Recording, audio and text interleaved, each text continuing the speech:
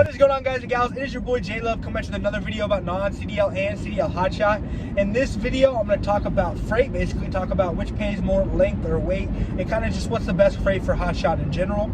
If you guys don't know who I am, my name is Jason. I work with Flash Logistics. We're a little logistical company. We just started up about 7 months ago. We have a non-CDL setup and a CDL setup. That's both of them are owner-operators that are on the road currently. We also have our own truck that we're kind of getting back on the road, figuring out what the best things to do with that. And I make videos about Hotshot, kind of help people understand the business, how they can make money in the business, how we can all be successful. You know, that's the most important thing. Now in this video, I want to talk about freight. I want to talk about freight pricing, what's the best freight to take with Hotshot, how you can find the best freight, you know, for yourself, and just how to make the most money possible. You know, one question I get all the time is what pays more, length or weight? And I'd say length is definitely the most important thing to have, right? A lot of people, that's what she said. A lot of people, you know, are trying to get into Hotshot with like a 20-foot trailer, 25-foot trailer, 30-foot trailer. And it definitely is possible. But I know one thing is the brokers, when they post loads a lot of times, guys, they'll post 40-foot just so they know they can get a 40-foot trailer, right? Then they know for a fact that, you know, load's going to be able to go on that trailer. Now, I'll look at loads all the time that are posted as like Hotshot total loads. And they're posted up on the boards. They'll say like 10,000 pounds, 40 feet. I'll get there and it'll actually be, you know, 25 feet, 7,000 pounds. And that's mostly because the broker, a lot of times, will just put a generalized number up so that they know they can get a truck that can handle that, because they're just trying to get a total load, you know, a dedicated load, a truck load out there.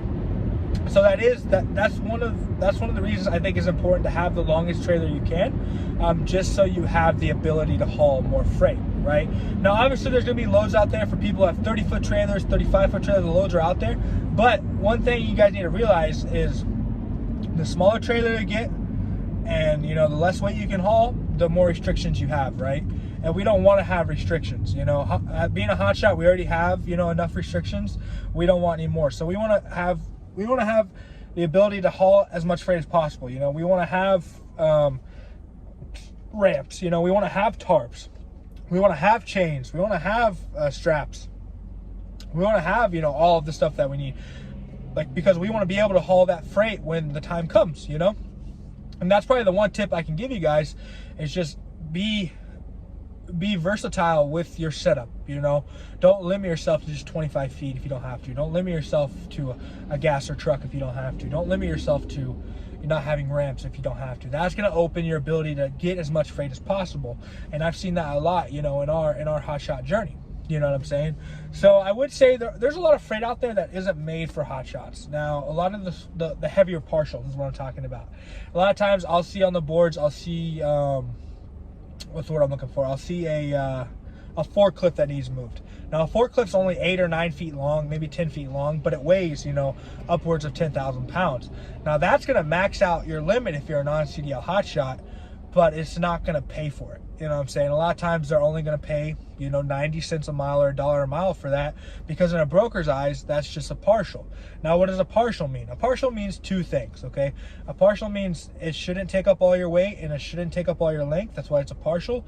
And it's not dedicated, which means they're going to allow you to have something else on the trailer, and they should give you a sense of a leniency on the time that you need to deliver that load. If they say, hey, this is the load, it's 10 feet, 10,000 pounds, we need it there tomorrow, that's not a partial, okay? Because that's a dedicated load. They want that thing there tomorrow. Now, they might be lenient with you being able to put something else on the trailer, but still, it's still dedicated, right? So if you have the room and you have the weight and you can do it, might as well just move it. But if you don't have anything else on your trailer and you're expecting that load to pay the bills, they want it dedicated, like, they better pay for that, right? But I think a lot of times Hotshot people get mad because they're like, oh, that's taking up all my weight, you know, blah, blah, blah.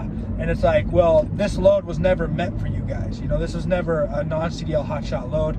This broker doesn't care. They'll put it on any truck possible. In their mind, they're like, I need a 48-foot flat, you know. That's only taking up a fourth of their weight, a fourth of their space. You know, they should be able to times this by 4 and make $4 a mile, right? That's what's going on in their mind. They're not expecting some dude to pull up in a 20-foot trailer.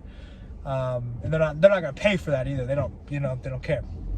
So kind of stay away from that type of freight, guys. You'll see that freight a lot, 20 feet, 24 feet, 25 feet, 10,000, 11,000, 12,000 pounds, paying under $1 a mile. Now, if you have the ability, if you have a 40-foot trailer and your CDL set up and you can haul 24,000 pounds, go ahead and book it, and build onto it. But, I mean, if you're not a CDL, stay away from that freight, because that's not what we're looking for. The freight that we're looking for, or if you're looking for as a non-CDL hotshot setup, is going to be the expedited freight. It's going to be the I need it now freight, the pumps, the skid booms, the little things that, oil field freight, like that stuff usually pays pretty good because they need it expedited. They need it next day, and a lot of times it can be 10 feet, 15 feet, 20 feet, 25 feet, 30 feet. It can weigh 500 pounds. It can weigh 10,000 pounds. And I've had us getting paid $3 a mile to move a piece of pipe that weighs 400 pounds that's 30 feet long. The reason they paid so much is because it's expedited. They need it next day. They don't want anything else on the trailer. They're buying the trailer. Okay, that's the kind of mindset you guys have to have. How much am I selling my trailer for? How much am I selling my equipment for? I think a lot of times we think too much into what the freight is, and we don't think enough into how much is my trailer worth. Because we'll see, like when I was doing non-CDL hotshot, I would haul a lot of freight at we'd haul about $1.50, $1.60 a mile. But now with Ray, we're doing him, he does about $2.30 a mile. But even when we were doing non-CDL hotshot, we didn't haul that many partials. A lot of loads that we hauled were total loads, truck loads, for our truck. I mean, they were posted, 40 feet, 10,000 pounds, posted as truck loads, and they're still paying $1.40, $1.50 a mile. But the problem is the non-CDL guys are willing to sell their trailer for that amount of money because the amount of freight they're able to move is limited. Okay. Now, when I'm dispatching for a CDL driver, I think, I have a lot more options. Obviously there's this total load that weighs, 8,000 pounds, that's 40 feet long, needs to be paying $1.50 a mile. But I have all these options, that are 15,000 pounds that are exactly the same thing, paying $2.40 a mile or $2.50 a mile. And that's because brokers know that when it's under 10,000 pounds, there are other carriers that are able to take the load that are willing to take less. Okay, so it comes from us willing to sell our trailer. That's the thing that goes through my mind, is how much am I willing to sell the trailer, for the space on the trailer. You know what I'm saying? Am I willing to sell it for this amount? Am I willing to sell it this amount? I don't think the battle is with the weight. Obviously if you can haul more weight, there's a lot more loads out there. I can attest to that. Anybody can attest to that. But it basically just boils down to how much are you willing to sell your trailer for. And I think a lot of times when you have non-CDL, because there's a lot of non-CDL guys out there, they're taking cheaper freight because they have less options, and the brokers know that.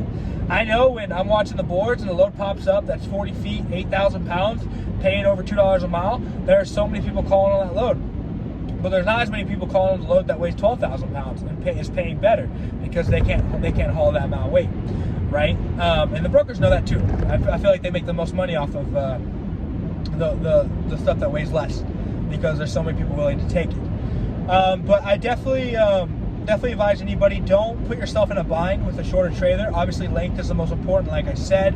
I've had many times where a broker posts something for 40 feet, 10,000 pounds, but it's really 20 feet, 5,000 pounds. They just wanted to make sure. And if you don't have a 40-foot trailer and you're trying to book yourself loads, a lot of times you're not going to call on those loads because they say 40 feet on them, and you don't want to waste people's time, right? And you're like, well, it's 40 feet, I only have 20 feet. But if you have a 40-foot trailer, you're going to be able to haul it no matter what.